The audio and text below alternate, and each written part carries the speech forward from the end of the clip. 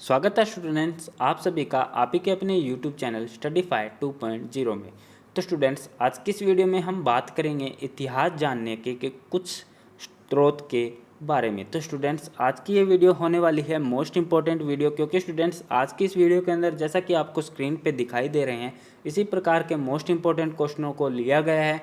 और साथ ही स्टूडेंट्स आप सभी को बताना चाहेंगे कि आज सुबह की वीडियो जो कि संवैधानिक आयोग से रिलेटेड वीडियो थी वो आज सुबह हमारे इसी यूट्यूब चैनल पे अपलोड की गई थी। तो अगर आपने उस वीडियो को नहीं देखा है तो वीडियो के लास्ट में आप सभी को उस वीडियो का लिंक प्रोवाइड कर दिया जाएगा, तो आप उस वीडियो को भी देख सकते हैं। तो स्टूडेंट्स आप सभी से रिक्वेस्ट है कि बिना स्किप किए हुए इस वीडियो को अंत तक जरूर देखें, क्योंकि स्टूडेंट्स आज की इस वीडियो के अंदर मोस्ट इंपॉर्टेंट क्वेश्चनों को शामिल किया गया है। तो बिना किसी देरी के बढ़ते हैं सीधा आज के प्रश्नों की ओर। प्रश्न नंबर 1, बेली कृष्ण रुक्मणी किस भाषा का ग्रंथ है? जिसका सही आंसर होगा स्टूडेंट्स ऑप्शन नंबर बी, उत्तरी मारवाड़ी। अर्थात बेली कृष्ण रुक्मणी उत्तरी मारवाड़ी भाषा का ग्रंथ है। अगले प्रश्न की ओर बढ़ते स्टूडेंट्स। प्रश्न नंबर 2, कुमारपाल प्रबंध में उल्लेख है कि चित्तौड़ के किले का निर्माण एक मौर्य राजा ने करवाया था। उस राजा का नाम क्या था? जिसका सही आंसर होगा students option number A, Chitrangad. अर्थात कुमारपाल प्रबंध में उल्लेख है कि चित्तौड़ के किले का निर्माण एक मौर्य राजा ने करवाया था, तो उस राजा का नाम है स्टूडेंट्स चित्रांगद। अर्थात उस राजा ने जिसने इस महल का निर्माण करवाया था जो कि कुमारपाल प्रबंध में उल्लेखित है, तो उस राजा का नाम चित्रांगद है। अगले प्रश्न की ओर बढ़ते स्टूडेंट्स। प्रश्न नंबर 3, किस इतिहासकार को कानून की माता व कानूनी नाम से जाना जाता है? जिसका सही आंसर होगा students option number C, Munshi Devi Prasad को। अर्थात मुंशी देवी प्रसाद इतिहासकार को कानून की माता व कानूनी नाम से जाना जाता है। अगले प्रश्न की ओर बढ़ते स्टूडेंट्स। प्रश्न नंबर 4, किस इतिहासकार ने सर्वप्रथम मारवाड़ी व्याकरण का निर्माण किया था? जिसका सही आंसर होगा स्टूडेंट्स ऑप्शन नंबर सी, पंडित रामकर्ण आसोपो। अर्थात पंडित रामकर्ण आसोपा इतिहासकार ने सर्वप्रथम मारवाड़ी व्याकरण का निर्माण किया था। तो स्टूडेंट्स आप सभी को जैसा कि हमने वीडियो के स्टार्टिंग में ही बता दिया है कि इस वीडियो के अंदर लिए गए सभी क्वेश्चन मोस्ट इंपॉर्टेंट क्वेश्चन है, तो इस वीडियो को बिना स्किप किए हुए अंत तक जरूर देखें। अगले प्रश्न की ओर बढ़ते स्टूडेंट्स। प्रश्न नंबर 5, मंडोर अभिलेख किस राजा की प्रशस्ति है? जिसका सही आंसर होगा स्टूडेंट्स ऑप्शन नंबर ए, बाउक। अर्थात मंडोर अभिलेख बाउक राजा की प्रशस्ति है। अगले प्रश्न की ओर बढ़ते स्टूडेंट्स। प्रश्न नंबर 6, ब्रोच गुर्जर नामक एक ताम्रपत्र के आधार पर राजपूतों को यूची जाति का वंशज मानते हुए इनका संबंध कुषाण जाति से किसने जोड़ा है? जिसका सही आंसर होगा students option number C, Cunningham. अर्थात बोर्च गुर्जर नामक एक ताम्रपत्र के आधार पर राजपूतों को यूची जाति का वंशज मानते हुए इनका संबंध कुषाण जाति से कनिंघम ने जोड़ा है। अगले प्रश्न की ओर बढ़ते स्टूडेंट्स। प्रश्न नंबर 7, शिशुपाल वधम संस्कृत महाकाव्य के रचयिता महाकवि माघ का निवास स्थान क्या था? अर्थात फिलहाल कौन सा स्थान है? जिसका सही आंसर होगा students option number B, Bhinmal. अर्थात शिशुपाल वधम संस्कृत महाकाव्य के रचयिता महाकवि माघ का निवास स्थान भीनमाल है। अगले क्वेश्चन की ओर बढ़ने से पहले स्टूडेंट्स आप सभी को बताना चाहेंगे कि आज की वीडियो के अंदर लिए गए सभी मोस्ट इंपॉर्टेंट क्वेश्चन है, तो आप सभी को पटवार और सेकंड ग्रेड टीचर की परीक्षा में इन क्वेश्चनों से ज़रूर कोई ना कोई क्वेश्चन देखने को मिल सकता है। अगले प्रश्न की ओर बढ़ते स्टूडेंट्स। प्रश्न नंबर 8, अभिलेखों के अध्ययन को क्या कहा जाता है?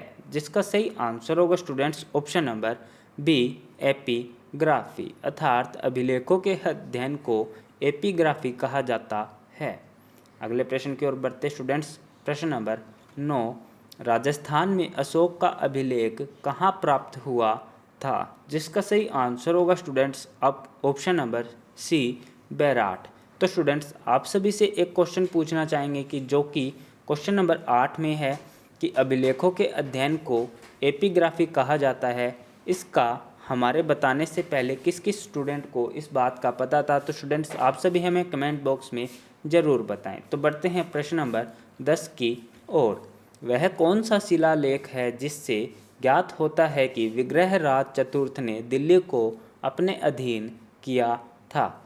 जिसका सही आंसर है students option number B, Bijolia शिलालेख। अर्थात बिजोलिया शिलालेख है जिससे ज्ञात होता है कि विग्रहराज चतुर्थ ने दिल्ली को अपने अधीन किया था।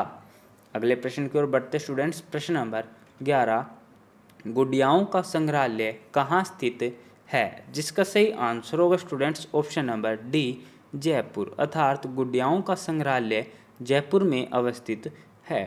अगले प्रश्न की ओर बढ़ते स्टूडेंट्स। प्रश्न नंबर 12, बादली के रचनाकार कौन थे? जिसका सही आंसर होगा students option number D, Chandrasingh Birkali. अर्थात बादली के रचनाकार चंद्रसिंह बिरकाली हैं।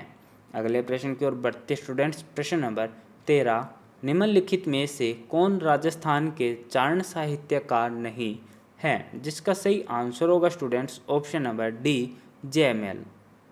अर्थात निम्नलिखित में से राजस्थान के चारण साहित्यकार जयमल नहीं है। अगले प्रश्न की ओर बढ़ते स्टूडेंट्स। प्रश्न नंबर 14, निम्नलिखित में से कौन सी रचना मीराबाई की है? जिसका सही आंसर होगा स्टूडेंट्स ऑप्शन नंबर डी, पदावली। अर्थात निम्नलिखित में से पदावली एक ऐसी रचना है जो कि मीराबाई पे लिखी हुई है। अगले प्रश्न की ओर बढ़ते स्टूडेंट्स। प्रश्न नंबर 15, महाराणा प्रताप के दरबारी विद्वान जिसने मुहूर्तमाला ग्रंथ की रचना की वह कौन था? जिसका सही आंसर होगा students option number C, Chakrapani Mishra. तो स्टूडेंट्स आप सभी से एक रिक्वेस्ट है कि अगर आपने अभी तक स्टडीफाई 2.0 यूट्यूब चैनल को सब्सक्राइब नहीं किया है तो जल्दी से चैनल को सब्सक्राइब करें और साथ ही बेल नोटिफिकेशन को ऑन करें, जिससे इसी प्रकार की मोस्ट इम्पॉर्टेंट वीडियोस आप सभी के सामने आ सके। और साथ ही स्टूडेंट्स आप सभी को बताना चाहेंगे कि इन वीडियोज़ की क्विज, जो कि एक वीडियो सुबह अपलोड की गई थी और दूसरी वीडियो यह है, तो इन दोनों वीडियोस की क्विज हमारे टेलीग्राम चैनल पे अपलोड की जाएगी। अगर आपने अभी तक हमारे टेलीग्राम चैनल को ज्वाइन नहीं किया है तो टेलीग्राम चैनल को ज्वाइन करने के लिए डिस्क्रिप्शन में दिए गए लिंक पे क्लिक करके आप हमारे टेलीग्राम चैनल पे जुड़ सकते हैं। तो जल्दी से टेलीग्राम चैनल को ज्वाइन करें। अगर चैनल को सब्सक्राइब नहीं किया तो चैनल को ज़रूर से सब्सक्राइब करें और अगर वीडियो अच्छी लगी तो वीडियो को लाइक करें और अपने दोस्तों के साथ ज़रूर शेयर करें। अगले प्रश्न की ओर बढ़ते स्टूडेंट्स। प्रश्न नंबर 16, मेवाड़ी भाषा में योग सूत्र, भागवत गीता एवं सांख्यिकी कारिका ग्रंथों की रचना किसने की थी? जिसका सही आंसर होगा स्टूडेंट्स ऑप्शन नंबर ए, चतुरसिंह ने। अर्थात मेवाड़ी भाषा में योग सूत्र, भगवत गीता एवं सांख्यिका ग्रंथों की रचना चतुरसिंह के द्वारा की गई थी। अगले प्रश्न की ओर बढ़ते स्टूडेंट्स। प्रश्न नंबर 17, जगत सिंह काव्य के रचयिता कौन थे? जिसका सही आंसर होगा students option number D, Raghunath. अर्थात जगत सिंह काव्य के रचयिता रघुनाथ थे। अगले प्रश्न की ओर बढ़ते स्टूडेंट्स। प्रश्न नंबर 18, कविराज श्यामल दास द्वारा प्रसिद्ध इतिहास ग्रंथ का क्या नाम है? जिसका सही आंसर होगा स्टूडेंट्स ऑप्शन नंबर बी, वीर विनोद। अर्थात कविराज श्यामल दास द्वारा प्रसिद्ध इतिहास ग्रंथ का जो नाम है स्टूडेंट्स वह वीर विनोद था।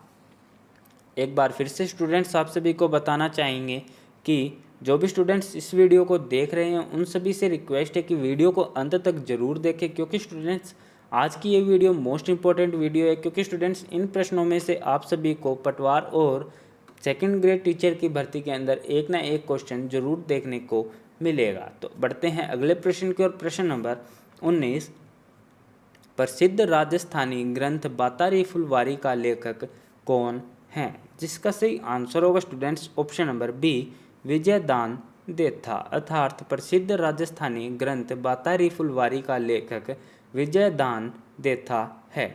तो स्टूडेंट्स आप सभी को बताना चाहेंगे कि यह क्वेश्चन मोस्ट इम्पॉर्टेंट क्वेश्चन है। इस बार की पटवार परीक्षा के अंदर इस क्वेश्चन को पूछा जा सकता है। तो स्टूडेंट्स इस क्वेश्चन को अपनी नोटबुक में अवश्य नोट करें। अगर स्टूडेंट्स आप इस क्वेश्चन को बार बार रिपीट करना चाहते हैं तो वीडियो को पॉज करके आप इस क्वेश्चन को ध्यानपूर्वक पढ़ सकते हैं। अगले प्रश्न की ओर बढ़ते स्टूडेंट्स, प्रश्न नंबर 20, निम्नलिखित में से गलत युग्म की पहचान कीजिए। जिसका सही आंसर होगा students option number B, Suraj Prakash equal Mansi हैं। तो स्टूडेंट्स यह युग्म इन चारों युग्म के अंदर से गलत युग्म है। अगले प्रश्न की ओर बढ़ते स्टूडेंट्स, प्रश्न नंबर 21, राजस्थानी ग्रंथ बेली कृष्ण रुक्मणी का लेखक कौन था। जिसका सही आंसर होगा स्टूडेंट्स ऑप्शन नंबर ए, पृथ्वीराज राठौड़। अर्थात राजस्थानी ग्रंथ बेली कृष्ण रुक्मणी का लेखक पृथ्वीराज राठौड़ था। अगले प्रश्न की ओर बढ़ते स्टूडेंट्स, प्रश्न नंबर 22, चारण साहित्य का प्रसिद्ध ग्रंथ सूरज प्रकाश किसके द्वारा लिखा गया था। जिसका सही आंसर होगा स्टूडेंट्स ऑप्शन नंबर सी, कर्णिदान के द्वारा। अर्थात चारण साहित्य का प्रसिद्ध ग्रंथ सूरज प्रकाश कर्णिदान के द्वारा लिखा गया था। अगले प्रश्न की ओर बढ़ते स्टूडेंट्स, प्रश्न नंबर 23, मुंडियार ख्यात किस राजवंश से संबंधित है। जिसका सही आंसर होगा students option number C, Marwar के राठौड़ राजवंश से संबंधित है। अगले प्रश्न की ओर बढ़ते स्टूडेंट्स, प्रश्न नंबर 24, बातारी फुलवारी नामक ग्रंथ के लेखक कौन थे। जिसका सही आंसर होगा students option number B, Vijaydan Detha. तो स्टूडेंट्स इस क्वेश्चन के लिए आप सभी से हम क्षमा चाहेंगे कि इस क्वेश्चन को हमारे वीडियोस के अंदर एक बार फिर से रिपीट कर दिया गया है। प्रश्न की ओर बढ़ते स्टूडेंट्स, प्रश्न नंबर 25, गोसुंडी अभिलेख किस लिपि में लिखा गया है।